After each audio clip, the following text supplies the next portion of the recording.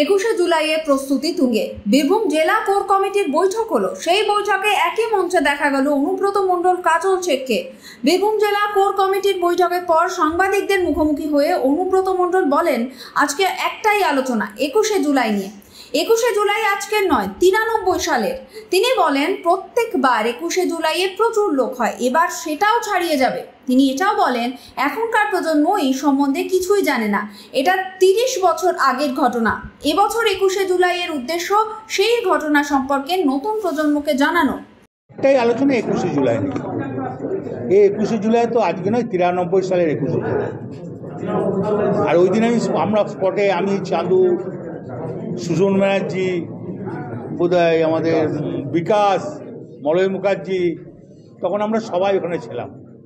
সুদীপ্ত ছিল। এটা 93 সালের ব্যাপার। সেই দুর্দর্শ দিনটা দেখলে গা আঁচকে ওঠে আমাদের। এই কারণেই 21শে জুলাই যে মিটিং হলো, সবাইকে যাওয়ার জন্য বার্তা, এবং বীরভূম জেলা থেকে না বেশি ব্যাপক লোক যায় তার ইতিহাসটা বলার জন্য। আর ওই ইতিহাসটা যেটা চাঁদু বললো, সেটা চাঁদু সুন্দর করে বললো। ইতিহাসটা সবাই জানে না, ভয়ঙ্কর এক ইতিহাস। চাঁদু যে কথাটা বললো, মন্ত্রী হয়ে বললো, তখনকার দিনে কর্মী হয়ে বললো, ওই ইতিহাসটাকে তুলে ধরা উচিত।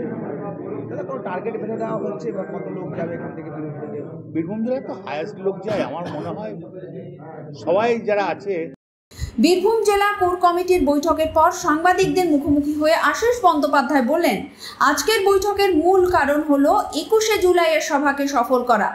এখানে আলোচনায় অংশগ্রহণ করেছেন অনুব্রত মণ্ডল, কাজল শেখ, বিকাশ রায়চৌধুরী, চন্দ্রনাথ সিংহ, অসিত মাল, সুদীপ ঘোষ, মলয় মুখার্জি, রানা সিং এবং আশিস বন্দ্যোপাধ্যায়। আশিস বন্দ্যোপাধ্যায় আরও বলেন, আমরা ইতিমধ্যে বিভিন্ন জায়গায় সভা এবং দেয়াল লিখনের কাজ শুরু করে দিয়েছি। এটা যতদিন যাবে তত আরও বাড়বে। 21শে জুলাই আমাদের প্রাণ দেওয়ার দিন। 21শে জুলাই আমাদের সংযত হওয়ার দিন। 21শে জুলাই মমতা বন্দ্যোপাধ্যায়ের নেতৃত্ব এবং অভিষেক বন্দ্যোপাধ্যায়কে অভিষিক্ত করার দিন। সুতরাং আমরা মনে করি যে এই দিনটির সঙ্গে আমাদের প্রাণের আবেগ জড়িয়ে রয়েছে।